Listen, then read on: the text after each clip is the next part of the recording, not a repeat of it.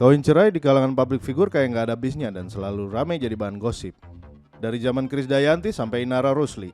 Sebenarnya gue nggak mau bahas ini, tapi kondisi Indonesia saat ini kayaknya udah darurat goblok nih. Selamat datang di Positivity, nama gue Robi. Dan yang mau gue bahas kali ini kayaknya bakal banyak di cancel nih.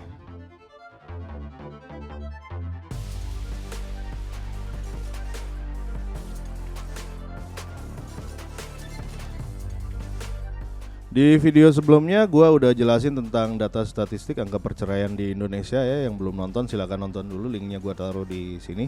Sekarang gue mau lanjutin dengan public figure sebagai data sampel. Kita lihat patternnya ya. Untuk link beritanya nggak akan gue taruh di deskripsi, lu searching aja sendiri ya. Ini gue udah rangkum beberapa berita antara 2022 sama sampai tahun ini ya. Sampai 2023. Oke. Pertama gue ada berita tentang Olla Ramlan yang menggugat cerai suaminya Aufar Hutapea karena katanya sering cekcok. Gak mau ngalah ya. Kemudian ada Reza Arab yang digugat cerai sama Wendy Tan, katanya Reza selingkuh. Oh, oke. Terus ada Leslar yang ramai banget tahun lalu. Ini adalah Lesti Kejora sempat gugat Rizky Bilar katanya karena Rizky selingkuh dan KDRT. Tapi faktanya mereka rujuk kembali, mungkin ada kontrak manajemen yang belum beres ya. Itu yang paling ramai tahun lalu, dan tahun ini dibuka dengan berita dari Sandi Aulia yang ceraikan suaminya karena katanya beda prinsip. Intinya perselisihan juga sih. Kemudian ada Ari Wibowo yang ceraikan Inge, istrinya, karena Inge selingkuh katanya. Terus ada Indra Bekti yang keluar dari rumah sakit langsung diceraikan sama istrinya. Aldila katanya beda prinsip. Ganas amat bro. Terus ada Yama Carlos yang digugat cerai sama Arvita, istrinya, karena dengan alasan beda agama. Ini aneh gak sih? Maksudnya lu tahu beda agama tuh sebelum menikah kan? Maksudnya kalau lu memutuskan menikah despite of beda agama, ya ngapain lu cerai dengan alasan yang sama gitu? Ini gak make sense buat gue nih. Alasan doang nih, drama. Kemudian ada yang rame juga drama politik kemarin, ada Ferry Irawan yang ceraikan Vena Melinda dengan kondisi hidung mimisan.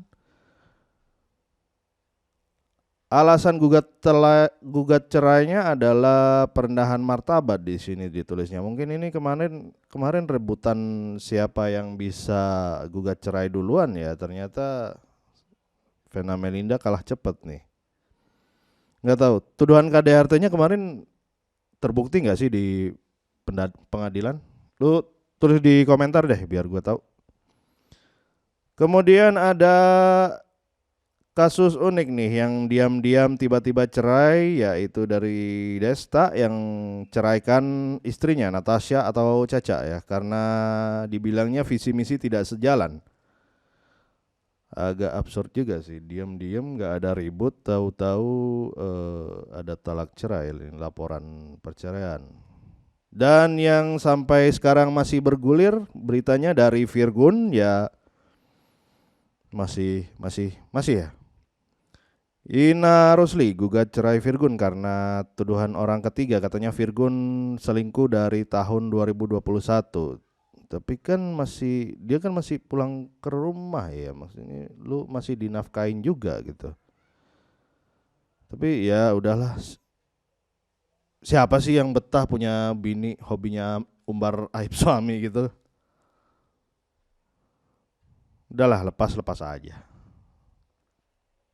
Oke, itu tadi beberapa berita yang udah gua rangkum dari 2022 dan 2023. Kelihatan ya polanya ya, antara selingkuh, ribut, selingkuh, ribut. KDRT. Ya, sekarang gini ya. Gua jelasin dua masalah utama yang jadi alasan selesainya sebuah rumah tangga di Indonesia. Data sampelnya segitu tadi ya, jadi udah ngegambarin ya alasannya sih antara selingkuh atau perselisihan dan pertengkaran ya. Itu. Yang pertama, urusan selingkuh. Sekarang gue sebut ini. Cowok dan cewek itu punya alasan berbeda soal selingkuh, ya. Cowok dan cewek punya alasan berbeda soal selingkuh. Cowok dan cewek punya alasan berbeda untuk selingkuh. Ya. Cewek selingkuh karena kompetisi. Cowok selingkuh karena variasi. Lu telan dulu tuh kalimatnya tuh, ya. Cewek selingkuh karena kompetisi. Cowok selingkuh karena variasi. Oke. Sekarang gua jelasin. Cewek itu punya insting untuk mencari yang terbaik.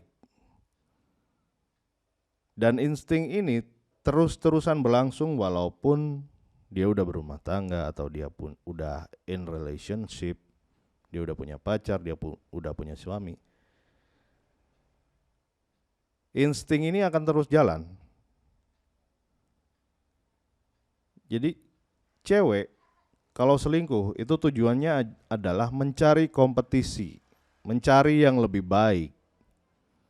Nggak tahu waktunya lebih banyak buat dia, nggak tahu kemapanan dari segi ekonomi dia lebih baik, lebih tajir, atau dia lebih punya potensi di masa depan, atau dia lebih enak di kasur. Itu tujuan cewek dalam selingkuh itu adalah mencari yang lebih baik. Ya. Jadi kalau cewek selingkuh, ya mungkin sih badannya tetap di rumah gitu. Tapi hatinya udah jelas pasti pindah. Itu bullshit kalau ada yang ngomong cewek bisa mencintai dua cowok dalam satu hati, itu omong kosong tuh. Itu bukan jawaban long term.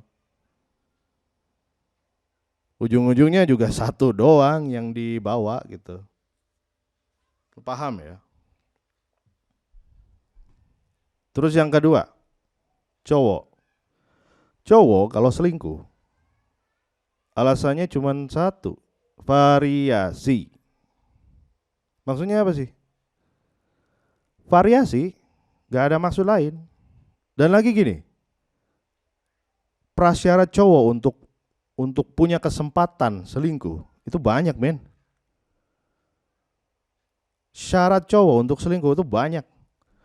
Lu harus ganteng, badan lu harus oke, waktu luang lu harus banyak, secara ekonomi lu harus punya banyak lebih income gitu.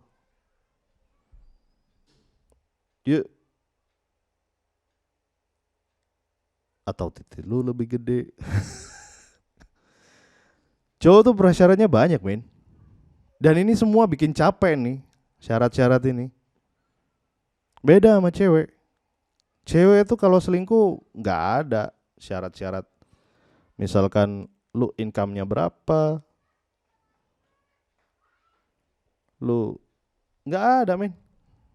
Syarat cewek buat selingkuh itu gampang. Pasang make up, pakai baju minim, selfie yang rada flirty gitu. Beres. Banyak cowok yang nyamperin dia. Modalnya cuma itu doang.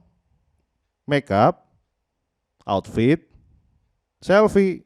Sekarang tambah filter lagi.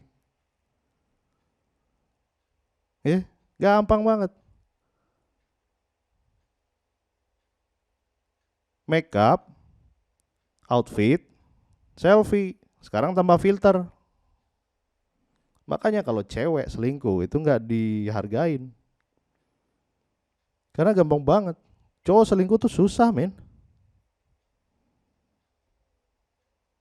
Lu kudu paham tuh. Makanya begitu cowok udah sampai di level yang dia punya,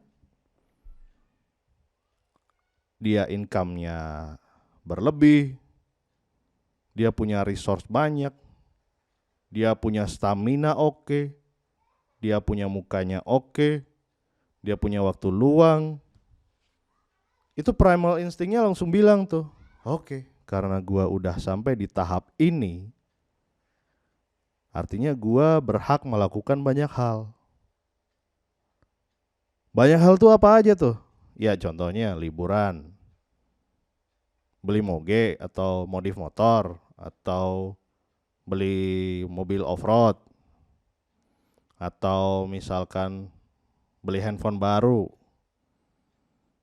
atau kasih gift ke janda yang lagi live TikTok ya, kayak kemarin.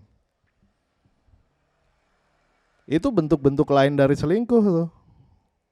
Lu pikir kenapa ibu-ibu di luar sana banyak banget yang cemburu sama hobi suami? Ya kan? Yang doyan misalkan doyan piara burung. Dibilangnya burung mulu dimandiin.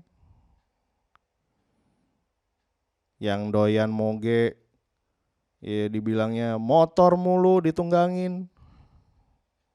Yang suka modif mobil dibilangnya mobil mulu diservis. Cemburu, men. Karena apa? Karena cowok di saat itu adalah dia menggunakan resource dia yang berlebih untuk hal lain selain istrinya. Itu yang bikin cemburu. Padahal apa? Nggak ngaruh. Tetap aja tuh cowok bakal pulang ke rumah, bakal ngasih makan bininya, anaknya, bakal sekolahin anaknya, tetap bayar cicilan rumah, listrik, wifi dan lain-lain. Nggak ngaruh. Lu pikir kenapa? Cowok tuh doyan banget ke showroom.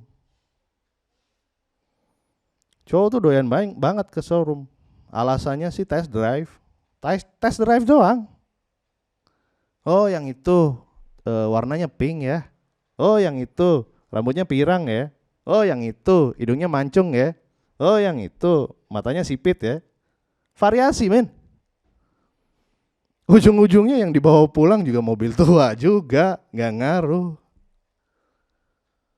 Yang diisi bensin juga mobil-mobil dia juga gitu. Yang lain mah dinaikin doang. Variasi. Paham ya sekarang ya? Gua gini, gua nggak bilang kalau cowok boleh selingkuh apalagi melibatkan perasaan ya. Itu sih goblok ya. Gue cuman bilang kalau cowok selingkuh sama cewek selingkuh itu konsekuensinya beda. Tujuannya beda, konsekuensinya beda. Lu terserah mau bilang ini double standard atau apa ya, faktanya emang begitu. Faktanya emang begitu. Dari zaman dulu tuh. Itu masalah pertama ya, masalah selingkuh ya. Sekarang gua anggap clear lah masalah selingkuh. Masalah kedua adalah perselisihan dan pertengkaran. Ini yang jadi 55% alasan perceraian di Indonesia ya. Itu gua udah jelasin di video kemarin. Kalau lu mau nonton aja lah. Gua nggak akan jelasin definisi ya, secara definisi. Tapi gini, intinya ya,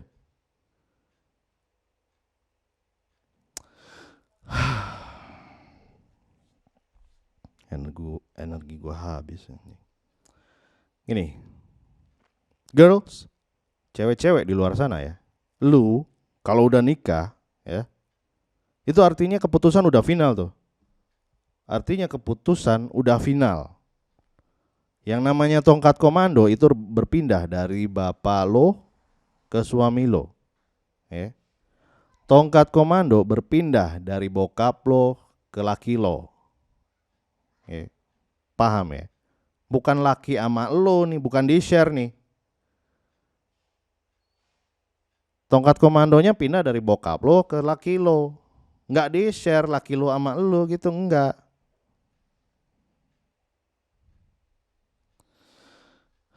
Jadi apa ya? Cowok lo, suami lo itu nggak bisa jadi leader kalau lu nggak mau submit. Lu harus pahamin itu ya. Ini yang namanya pernikahan tuh bukan partnership. Pernikahan itu bukan partnership. Ya bener sih, lu tuh satu tim gitu. Ya bener, kalian satu tim. Tapi masalahnya yang namanya kapten tim sepak bola sama anggota tim lainnya, yang pertama ya tarifnya aja beda ya, gajinya beda, skillnya levelnya beda. Secara kedudukan juga anggota tim lain gak berani tuh nyuruh-nyuruh kapten. Kapten berani nyuruh-nyuruh anggota lain.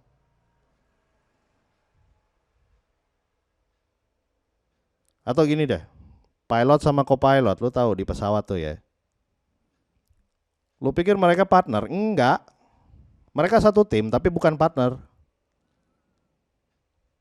Tugas co-pilot tuh patuh sama pilot. Bukan ambil keputusan sendiri, bukan main cetrek-cetrek tombol. Pilot tuh jam terbangnya lebih panjang, tanggung jawabnya lebih besar, keputusan yang diambil tuh resikonya lebih besar. Tugas co-pilot tuh cuman patuh sama perintah pilot.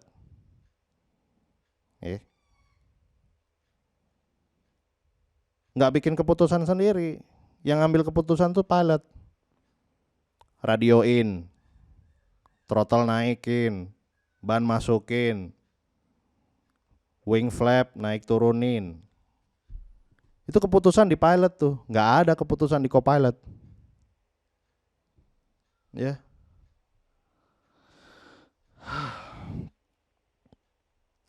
Nah ini, gue sebenarnya nggak mau bahas soal aspek agama ya, tapi di Alkitab lu juga ada aturan-aturan kayak gini. Di Injil ditulis, lebih baik tidur di sudut atap rumah daripada serumah di dalam bersama dengan wanita yang sering bertengkar, yang suka bertengkar. Ada tuh, lu cari di Amsal 25. Di Muslim ada nggak? Ada juga aturannya. Ada dari hadis riwayat An-Nasai.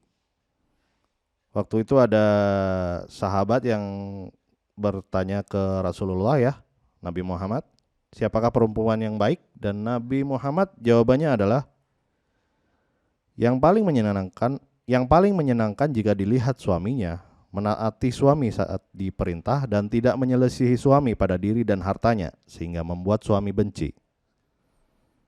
Ada bos, dasar agamanya ada. Kok jadi 55% alasan perceraian? Kok jadi ada mayoritas jadinya ya? Lebih dari 50% kan jatuhnya mayoritas. Kenapa jadi di negara yang beragama tapi ceweknya malah gak ada yang nurut sama suami? Ya ada sih 45%, tapi makin banyak bos cewek gak mau nurut. Kenapa? Inilah simpelnya ya. Selama cowok lu masih nafkahin lo, ngelindungin lo, dia ngasih makan, dia kasih rumah, dia kasih kendaraan buat lu, dia kasih lu kebebasan, dia ngelindungin lo. Tugas lu apa? Submit, obey, appreciate. Simple tuh. Maksudnya apa? Tunduk, patuh, apresiasi. Cowok mah pengennya gampang. Cewek yang ribet, sumpah dah. Cowok tuh cuman pengen lu diam, kasih makan, ya. Kuras aja bijinya. Udah gitu doang. Diam, kasih makan, kuras bijinya.